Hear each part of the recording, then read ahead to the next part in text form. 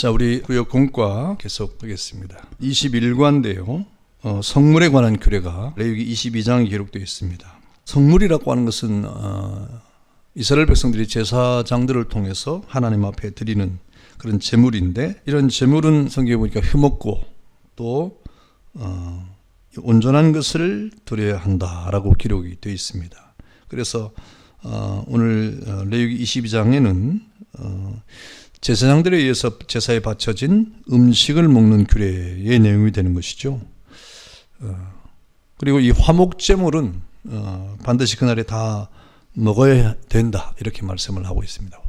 그 모든 제물은 하나님 앞에 드리고, 그 다음에 화목제에 관해서는 그것은 다 그날 먹어야 된다, 이렇게 말씀을 하고 있죠. 그래서 이 레위기에는 우리가 잘 아는 대로 5대 제사가 나와 있어요. 번제, 소제, 속죄제, 속건제, 화목제라고 하는 이 5대 제사가 이 레위기에 이렇게 소개가 되어 있습니다. 그래서 그 제사에 바쳐진 이 제물이 바로 이 음식이 성물이라고 하는 것이죠. 그런데 이 성물 가운데 이 제사장이 먹도록 떼어놓는 음식이 있습니다. 그 하나님에 드려진 제물 가운데서도 하나님께 온전히 드려지는 것도 있고, 또 그것을 떼서 제사장의 몫으로 이렇게 남겨진 그런 음식도 있는 것이죠. 그때 이 제사장들이 자신들에게 먹도록 주어지는 음식에 대해서 먹을 수도 있고 먹지 못하는 경우도 있다, 이렇게 말씀을 하고 있어요. 그러니까 성물을 대하는 제사장에 관한 규례죠. 제사장들이 그 성물을 대하는 그런 태도를 말하고 있는 것입니다.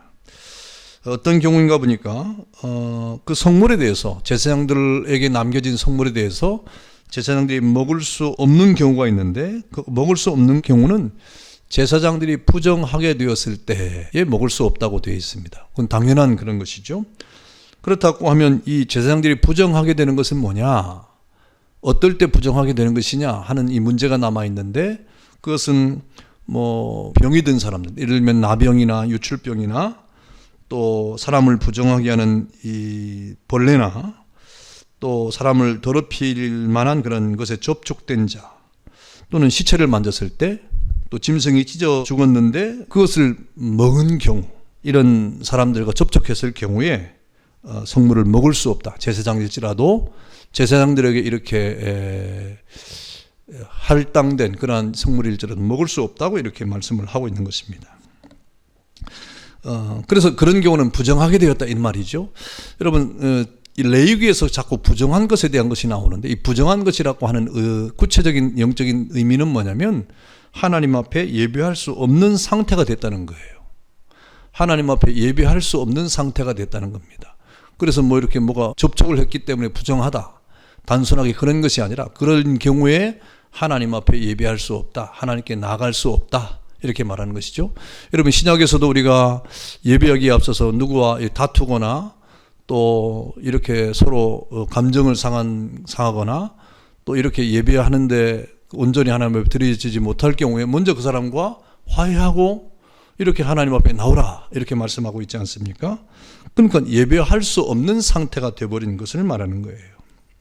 그래서 부정하게 된다는 것은 가만히 보면 몇 가지 원칙이 있는데, 짐승 같은 경우는 그것을 접촉했을 때 부정하게 되는데, 바로 색임질을 하고 발굽이 갈라지지 않는 것을 부정하게 했다 그랬습니다. 또 피부병이 생기는 것도 원래 정상적으로 만드는 상태에서 변질된 것이고, 죽는 것도 역시 영원한 것에 대한 이 변형된 것이기 때문에 이렇게 그것을 부정하다, 다시 말하면 하나님 앞에 온전치 못하다, 이렇게 의미를 가져가게 되는 것입니다. 그래서 하나님이 창세기 보니까 모든 만물을 보시기에 좋았더라 하면서 온전하게 만드셨어요. 사람도 영생하도록 만들었어요. 모든 것도 하나님이 뜻대로 다 만드는 거예요. 그런데 그 모든 것들 가운데 부정하게 된 것은, 여러분, 그것이 하나님의 이 영혼과의 관계에서 죄로 말미암아 타락하게 된 그런 경우를 말하는 것이죠.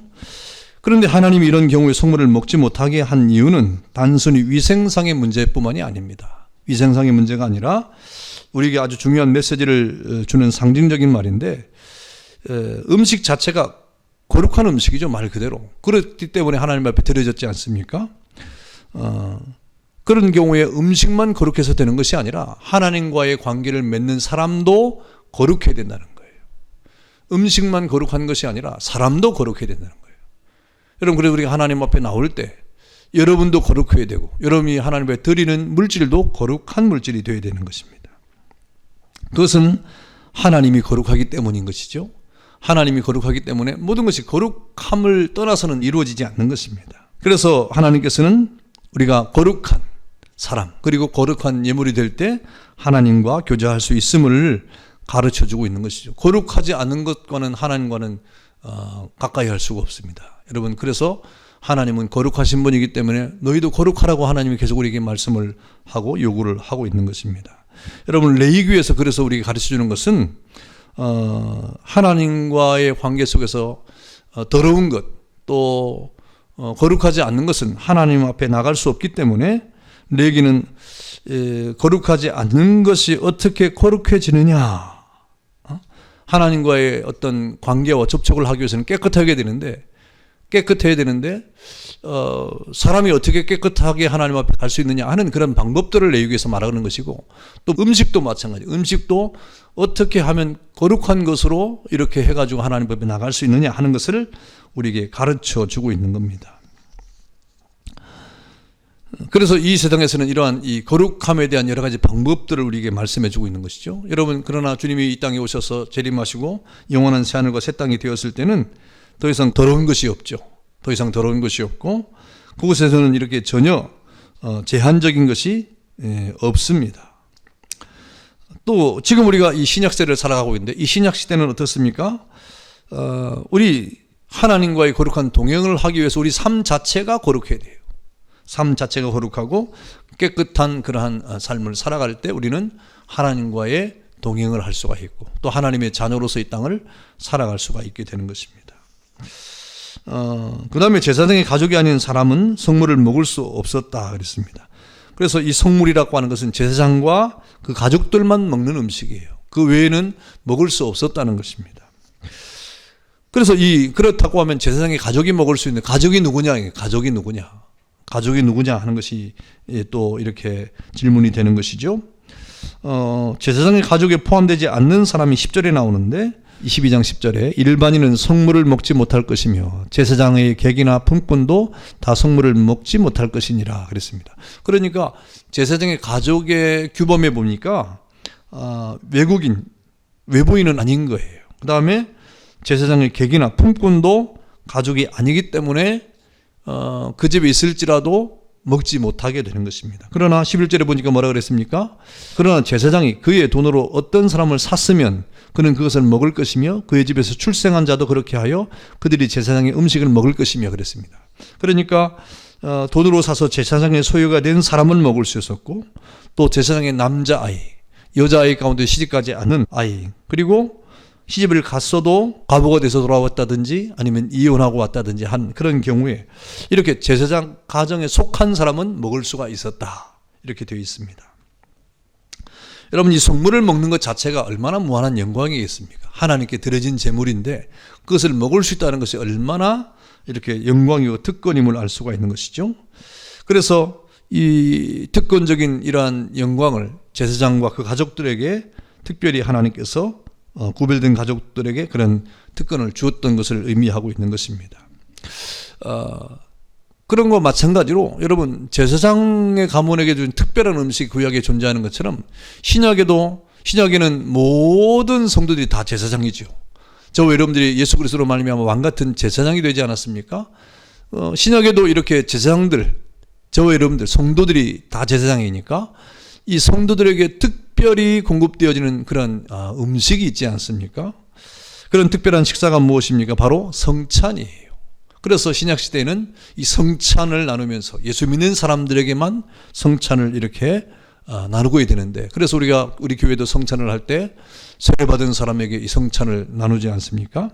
그래서 이 성찬이라고 하는 것은 이 세례를 통해서, 세례가 뭐예요? 내가 예수를 믿습니다 하고 하는 자기 고백인데, 이렇게 예수를 믿어 하나님의 자녀가 되었다고 하는 자기 고백이 있는 사람들을 통해서 하나님이 가족이 된 이런 사람만 성찬에 참여할 수가 있게 되는 것입니다.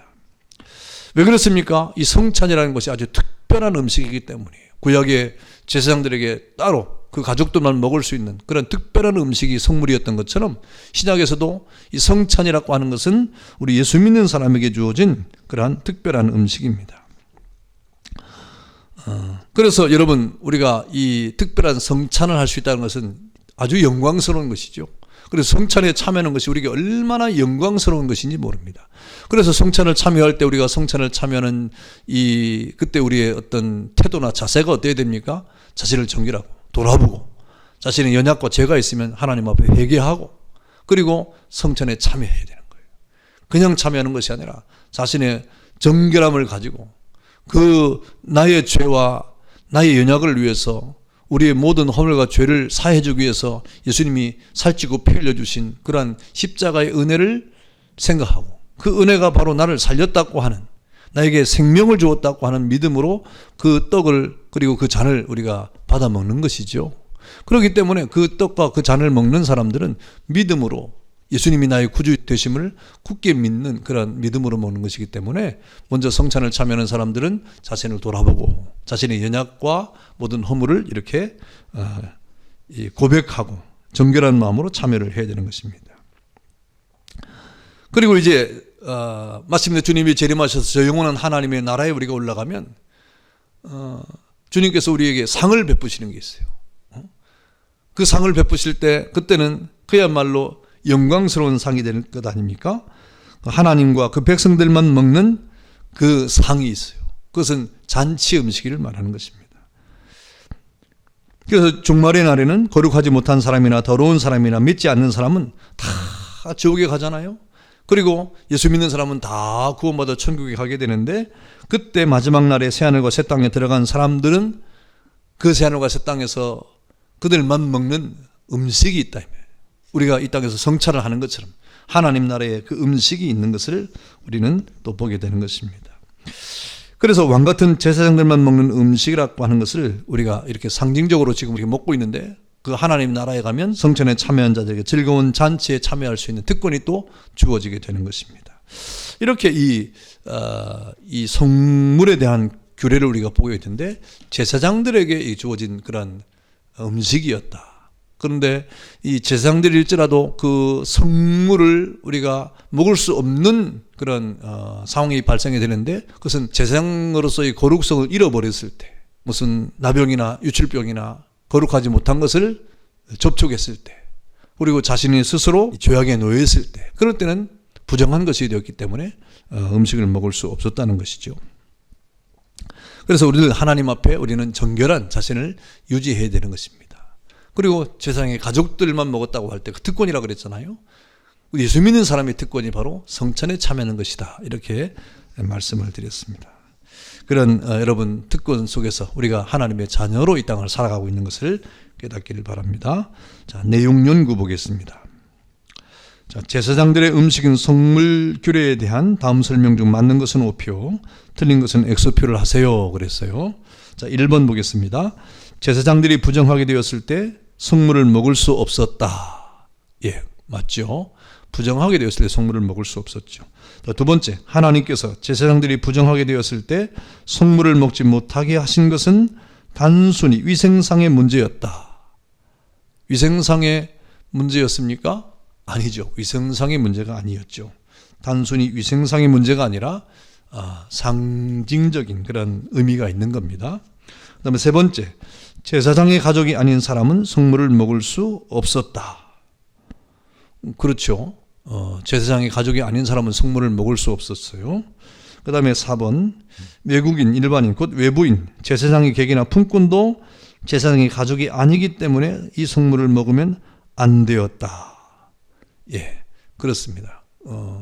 제사장의 가족이 아니면 성물을 먹으면 안 되었죠. 그러면 제사장의 가족이 누구냐 하는 문제가 발생하는데, 제사장에 속한 사람들이 제사장의 가족이에요.